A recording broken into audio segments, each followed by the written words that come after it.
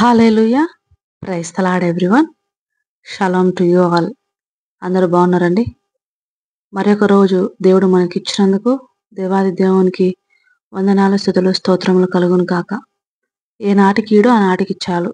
ఏ రోజుకు ఆ రోజు దేవుడు మనకిస్తున్నటువంటి దయా కిరీటమే. మనం ఈరోజు ఈ విధంగా సజీవ లెక్కలో ఉన్నామంటే దేవుడి కృప. కనుక ఆయన ఇచ్చిన ఈ సమయాన్ని సద్వినియోగం చేసుకుంటూ మన రోజులో మొదటి సమయంలో దేవునికిస్తూ దేవుడిచ్చే వాక్యం మీద ఎక్కువగా ఆధారపడదాం. ఈరోజు చివాహారము లూకాసు వార్త 16వ అధ్యాయము 15వ వచనము. మనుష్యులలో ఘనముగా ఎంచబడినది దేవుని దృష్టికి అసహ్యము. Luke chapter 16 verse 15. For that which is highly esteemed among men is abomination in the sight of God. Amen. సహోదరి సహోదరులారా, ఖచ్చితంగా మనుషుల యొక్క జ్ఞానము దేవుని యొక్క దృష్టికి వెరితనము. దేవుడి యొక్క వెరితనం అంట మనుషులందరి జ్ఞానము కంటే ఎక్కువట. చాలా ఆశ్చర్యం కదా. అందుకే మనుషులకు ఏవైతే ఎక్కువగా ప్రయారిటీ అనిపించినవి దేవుడి దృష్టిలో చాలా తక్కువగా అన్నెసెసరీ థింగ్స్గా ఆలోచనలుగా అనిపిస్తాయి. మనుషులు ఎప్పుడు కూడా దేవుని యొక్క ఆలోచనలు అందుకోలేరండి. ఆయన యందు భయభక్తులు కలిగి ఆయన మీద ఆనుకొని ఆయన ప్రత్యక్షతను చూసిన భక్తులు కూడా ఆయన ఇచ్చినటువంటి దర్శనంలో ఒక 20% రీచ్ అయ్యి మనకు అందించగలిగారే కానీ ఎగ్జాక్ట్గా దేవుని యొక్క హృదయాన్ని మనకు తెలుపలేకపోయారు. నిజంగా అందుకే నేటికి కూడా బైబిల్ మనం చదువుతున్నప్పుడు ఒక్కొక్కలకు ఒక్కొక్కలాగా పరిశుద్ధాత్ముడు లీడ్ చేసినట్లుగా అర్థమవుతూ ఉంటుంది. కొత్తగా దేవుని నడిపింపు ఉంటుంది. అందుకే పరిశుద్ధ గ్రంథము చదివేటప్పుడు పరిశుద్ధాత్మ సహాయం లేకుండా అర్థం చేసుకొనడము కష్టము. మనుషులు సాధారణంగా దేనిని ఘనంగా ఎంచుతారండి? డబ్బును, బంగారమును, ఆస్తిపాస్తులను, ఈ లోకంలో ఐశ్వర్యముగా ఎంచబడిన అన్నిటినీ ఘనముగా ఎంచుకుంటారు. మనం ఏదైనా ఫంక్షన్కి వెళ్తున్నాము, ఎక్కడికైనా వెళ్ళవలసి వస్తుంది, లేదా మన ఇంట్లో ఏదైనా కార్యం పెట్టుకున్నాము, చేసుకోవాలి. ఎలా ఆలోచిస్తాం? ఘనముగా చేయం.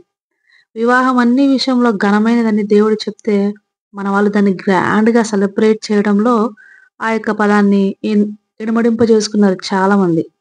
అంటే డబ్బుకు లోటుగా ఉన్నా కూడా వివాహం అన్ని విషయంలో ఘనమైంది కదా, అప్పులు చేసైనా సరే ఘనంగా చేయాలి అని ఆలోచిస్తారు తప్ప అసలు వివాహం ఎందుకు ఘనమైంది అని ఆలోచించే వాళ్ళే లేరు. అయితే దేవుని దృష్టికి ఇవన్నీ కూడా ఏమాత్రము లెక్కలేనివి, అస్సలు అసహ్యమైనవి ఒక మాటలో చెప్పాలంటే. అయితే ఆయనకి ఇష్టమైనది ఏంటి? ఆయన దృష్టిలో ఎన్నతగినది ఏంటి అంటే విరిగి నలిగిన హృదయం. సాధారణంగా మీరు ఎవ్వరైనా చూడండి, బాగా డబ్బున్న వాళ్ళు ధనవంతులకి గర్వపు దృష్టి ఉంటుంది, గర్వపు అహంకారపు మాటలు ఉంటాయి, వాళ్ళ చూపులు ఉంటాయి. సాధారణ పరిస్థితుల్లో ఉన్నటువంటి మనుషులను చూసినప్పుడు ఒక రకమైన ఏహ్యభావంతో చూస్తూ ఉంటారు.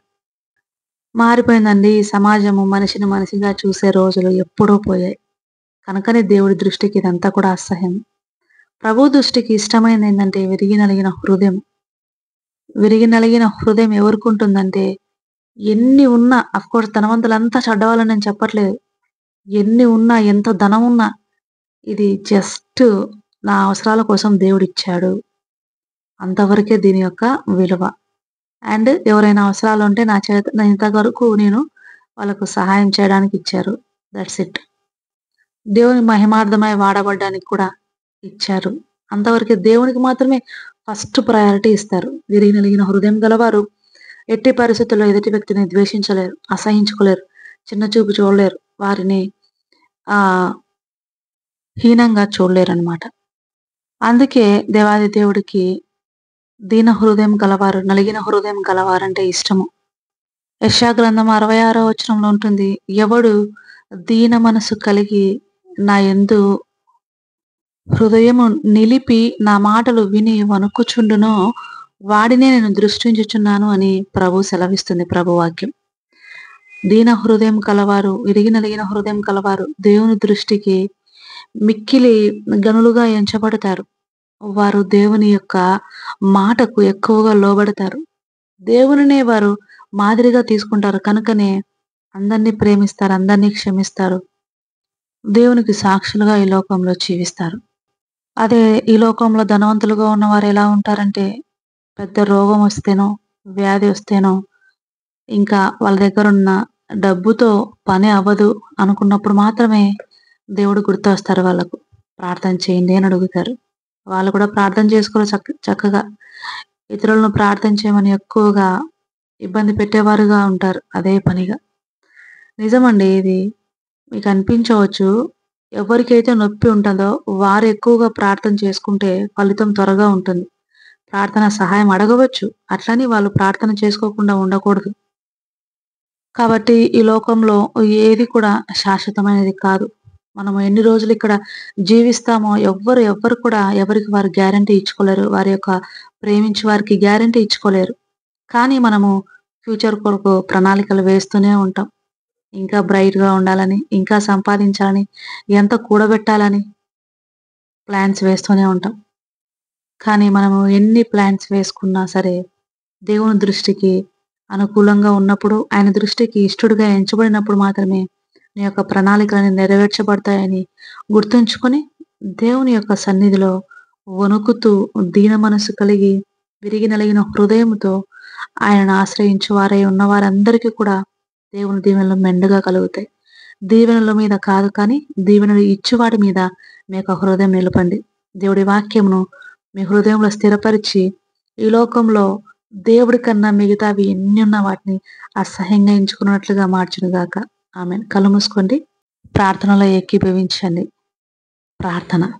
స్తుతి స్తుతి స్తోత్రము స్తోత్రము స్తోత్రము మహోన్నతుడ మహాగణుడ సర్వశక్తిమంతుడ సర్వాధికారి ప్రభా ఈ లోకంలో అన్ని సంపాదించుకొని మీ దృష్టికి అసహ్యంగా మిగిలిపోవటం కంటే ప్రభా ఈ లోకంలో నేను ఏం పోగొట్టుకున్నా సరే మీ యందు భయభక్తులు కలిగి మీ యందు మీ యొక్క సన్నిధిని వణుకుతూ దీన మనసు కలిగి విరిగి నలిగిన హృదయంతో ఉండుట నాకు ఎంతో ఆశీర్వాదకరమని ఈరోజు మీరు మాట్లాడిన ప్రతి మాటను బట్టి మీకు వందనాలు చెల్లిస్తున్నాను తండ్రి అంటూ ప్రభా వాక్యం విని ప్రార్థనలో ఏకీభవించిన ప్రతి బిడ్డను పేరు పేరున దీవించి ఆశీర్వదించి మీలో 30ంతలుగా 60ంతలుగా 100ంతలుగా దినదినాభివృద్ధి పొందుచు స్థిరపరచబడి ఫలించుదురు కాక మీ బిడ్డలందరినీ మీ సన్నిధిలో స్థిరపరచండి తండ్రి. వారి కుటుంబాలను వారి బిడ్డలను వారి తల్లిదండ్రులను కుటుంబాలుగా నీ సన్నిధిని ప్రభువా ఒలివ మొక్కల వలె వర్ధిల్లుదురు కాక. యెహోవా ఆశీర్వదించిన వారి కుటుంబం ఈ విధంగా వర్ధిల్లుతుందని సాక్షిగా వారి కుటుంబం ఉండును గాక. ప్రభువా ఈ ఉదయం నుంచి సాయం సమయం వరకు నీ సన్నిధిని తోడుగా ఉంచి సమస్త విషయాల్లో మీ కాపుదలనిచ్చి నడిపించమని మరలా మీ సన్నిధిని మోకరిల్లు వరకు ప్రభువా ప్రతి బిడ్డను పేరు పేరున మీ పాసనదిలో సమర్పించుకుంటూ నా ప్రభును నా రక్షకుడును త్వరలో రాబోచున్న నా యేసు నామంలో అడిగి వేడుకుంటున్నాను పరమ తండ్రి. Amen amen amen. God bless you all. Have a nice day everyone.